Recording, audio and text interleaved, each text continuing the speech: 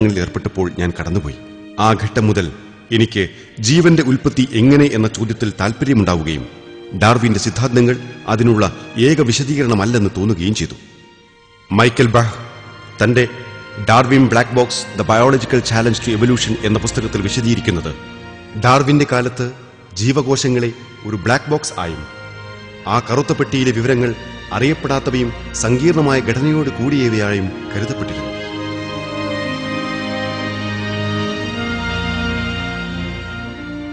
ബെഹയുടെ പുസ്തകത്തിലെ ശക്തമായ തെളിവുകളെ അന്ന് പരിണാമശാസ്ത്രലോകം തികഞ്ഞ നിരാശയോടെ കാണുകയും മാധ്യമലോകം വളരെ അർത്ഥവത്തായ ചർച്ചകൾ സംഘടിപ്പിക്കുകയും ചെയ്തിരുന്നു. മൈക്കൽ ബഹ് ഏറ്റവും കൂടുതൽ ശ്രദ്ധ കേന്ദ്രീകരിച്ചത് ലഘൂകരണക്ഷമമല്ലാത്ത സങ്കീർണത എന്ന വസ്തുതയിലാണ്. ചാൾസ് ഡാർവിന്റെ ധാരണകൾ അനുസരിച്ച് ജീവികളിലെ കണ്ണ്, കാത്, ഹൃദയം തുടങ്ങിയ സങ്കീർണ അവയവങ്ങൾക്ക് ഇന്നത്തെ രൂപഭാവങ്ങൾ കൈവരിക്കാനായത് ലക്ഷക്കണക്കിന് വർഷങ്ങളായി സംഭവിച്ചുകൊണ്ടിരിക്കുന്ന വളരെ ചെറിയ മാറ്റങ്ങളിലൂടെയാണ്. ശാസ്ത്രീയ അന്വേഷണങ്ങൾ തെളിയിക്കുന്നത് അവയവങ്ങൾക്കോ ശേഷിച്ച ജീവകോശങ്ങൾക്കോ കോശങ്ങൾക്കുള്ളിലെ തന്മാത്രാ സംവിധാനങ്ങൾക്കോ ലഘുവായതിൽ നിന്ന് ഘട്ടം ഘട്ടമായി പരിണാമം സാധ്യമല്ല എന്നു തന്നെയാണ്. ഏതെങ്കിലും ഉപഘടകങ്ങൾക്കുണ്ടാകുന്ന പരാജയം വ്യവസ്ഥയെ തന്നെ ഉപയോഗശൂന്യമാക്കും.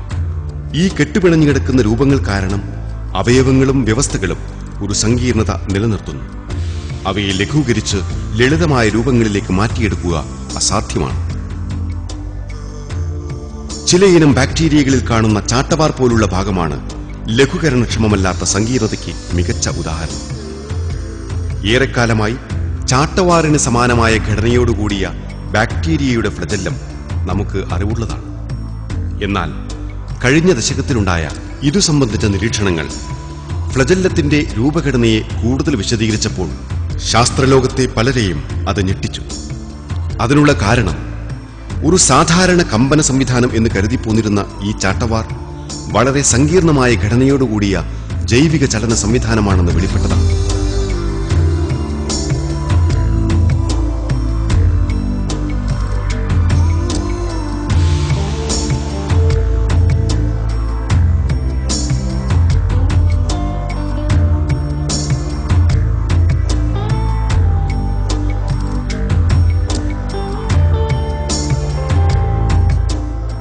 ബാക്ടീരിയ ഫ്ലജല്ലം ഉപയോഗിക്കുന്നത് ചലനത്തിനാണ്.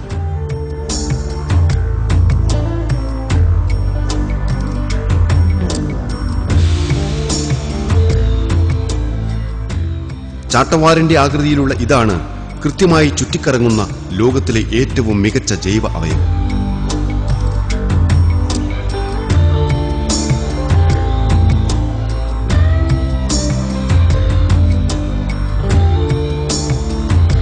ഫ്ലജല്ലത്തിന് നന്ദി.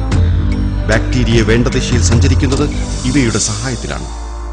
പെട്ടെന്ന് നിൽക്കുവാനും തിരിയുവാനും അവയ്ക്ക് സാധിക്കുന്നത് ഇതുകൊണ്ടാണ്.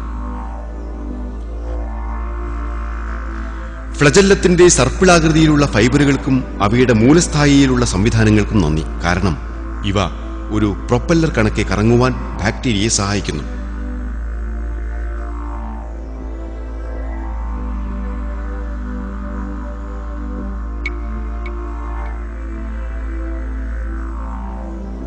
ബാക്ടീരിയയെ ചലിക്കാൻ സഹായിക്കുന്ന സംവിധാനത്തിന് രണ്ട് പ്രത്യേക വിഭാഗങ്ങളുണ്ട്: റോട്ടറും സ്റ്റാറ്ററും, അഥവാ ചലിക്കുന്നവയും സ്ഥായിയായവയും. ഇവ ഒന്നിനുള്ളിൽ മറ്റൊന്ന് ചലിച്ച് അതിനെ കറക്കുന്നു. ഈ ചലന സംവിധാനം 40 വിവിധ ഘടകങ്ങളുള്ള ഒരിക്കലും ലഘൂകരിക്കാനാവാത്ത സങ്കീർണമായ ഘടനയുള്ള ഒരു രൂപമാണ്. So this apparatus to assemble the flagellar motor is itself irreducibly complex.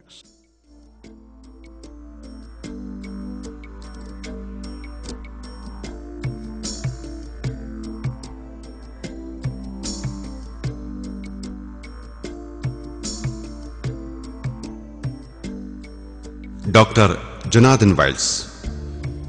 ഇവയിൽ എന്തെങ്കിലും ഒരു ഘടകം പരാജയപ്പെടുകയോ അല്ലെങ്കിൽ ഉചിതമല്ലാത്ത സ്ഥലത്തേക്ക് മാറ്റുകയോ ചെയ്താൽ റോട്ടർ കറങ്ങുകയില്ല. ആയതിനാൽ ഫ്ലജല്ലം നിർമ്മിച്ചിരിക്കുന്ന ഘടകങ്ങൾ പോലും ലഘൂകരിക്കാനാവാത്ത സങ്കീർണതയോട് കൂടിയതാണ്. ഫ്ലജല്ലത്തിന് തന്നെ ആന്തരികമായി സങ്കീർണമായ ഘടനയാണുള്ളത്. അതിന്റെ ജൈവരൂപത്തിൽ 240 വിവിധ തരം പ്രോട്ടീനുകളുണ്ട്. ഈ വ്യത്യസ്ത ഉപഘടകങ്ങൾ കാലക്രമത്തിൽ ഒരുമിച്ച് കൂടുകയും മാറ്റങ്ങൾക്ക് വിധേയമാവുകയും മൂലം ഫ്ലജല്ലം രൂപപ്പെട്ടു എന്ന് വരില്ല. കാരണം ഓരോ ചെറുഘടകങ്ങളും അവയുടേതു മാത്രമായി പ്രത്യേകം ധർമ്മങ്ങളില്ലാത്തവയാണ്. ഉദാഹരണത്തിന്, കറങ്ങാൻ സഹായിക്കുന്ന മൊത്ത യന്ത്ര സംവിധാനത്തിന്റെ അഭാവത്തിൽ അവയ്ക്ക് ചലിക്കാൻ പോലും സാധ്യമല്ല. അവ ഉണ്ടായത് ഒരു സാധ്യതയുടെ സഹായത്താൽ ആണെങ്കിൽ പോലും.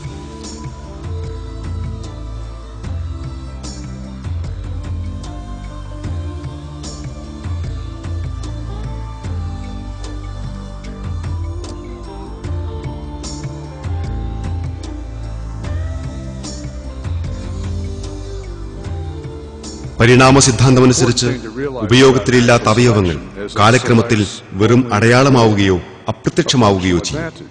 ഈ കാഴ്ചപ്പാടിൽ 40 പ്രത്യേക മാറ്റങ്ങൾ അടങ്ങിയിട്ടുള്ള പരിണാമ പ്രക്രിയയിലെ ആദ്യഘട്ടത്തിൽ രൂപപ്പെട്ട ഏത് അവയവവും പ്രത്യേകമായ ധർമ്മം നിർവഹിക്കുന്നതിൽ പരാജയപ്പെട്ട് പ്രകൃതിയാലുള്ള നിർദ്ധാരണം വഴി ഉന്മൂലനം ചെയ്യപ്പെടും. ആയതുകൊണ്ട് പരിണാമ പ്രക്രിയയും ഇവിടെ അവസാനിക്കും. ഡോക്ടർ ജൊനാഥൻ വൈൽസ് ഈ ശാസ്ത്രസത്യത്തെ ഇങ്ങനെ പ്രസ്താവിക്കുന്നു: പ്രകൃതി നിർദ്ധാരണത്തെക്കുറിച്ച് നാം മനസ്സിലാക്കേണ്ട പ്രധാന കാര്യം അതിലെ തെരഞ്ഞെടുപ്പ് പ്രവർത്തനാധിഷ്ഠിതമായ കോയ്മയെ അടിസ്ഥാനപ്പെടുത്തിയാണെന്നതാണ്. മിക്ക അവസരത്തിലും യഥാർത്ഥത്തിൽ അത് വസ്തുക്കളെ തിരസ്കരിക്കുകയാണ്, പ്രത്യേകിച്ച് പ്രവർത്തനമില്ലാത്തവയോ പ്രവർത്തനം ജീവിക്ക് ഹാനികരമാകുന്നതോ ആയവയെ. പ്രവർത്തനക്ഷമമല്ലാത്ത ഒരു വാലുപോലെ ബാക്ടീരിയയ്ക്ക് ഫ്ലജല്ലം ഉണ്ടായാൽ അത് പ്രകൃതി നിർദ്ധാരണം വഴി ഇല്ലാതായി പോകുവാൻ സാധ്യത ഏറെയാണ്.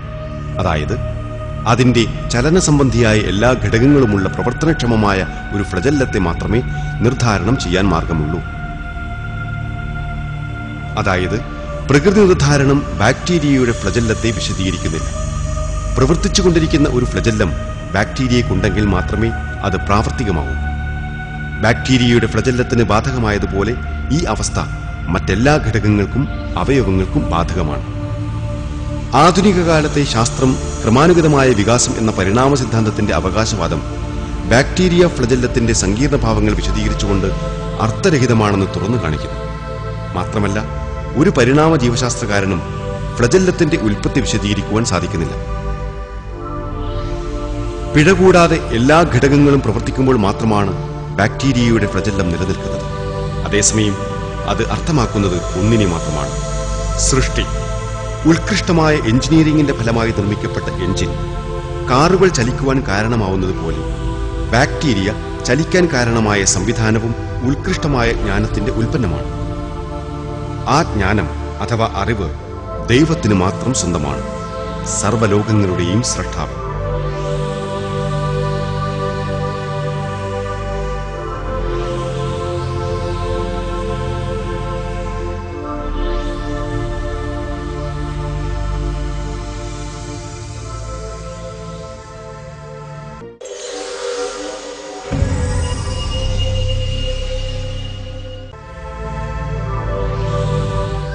ജീവിവർഗം ഉടലെടുത്തത് ക്രമരഹിതമായോ ഘട്ടം ഘട്ടമായ പ്രക്രിയയിലൂടെയോ അല്ല, മറിച്ച് ഒരു മാത്രയിൽ ഒന്നിൽ നിന്നുമല്ലാതെ സൃഷ്ടിക്കപ്പെട്ടവയാണ്. ഈ പറയുന്ന ഖുർആൻ ആയത്തുകളിലൂടെ പ്രപഞ്ചനാഥൻ അത് ഇങ്ങനെ വെളിപ്പെടുത്തുന്നു: എല്ലാ ജന്തുക്കളെയും ദൈവം വെള്ളത്തിൽ നിന്ന് സൃഷ്ടിച്ചിരിക്കുന്നു. അവരുടെ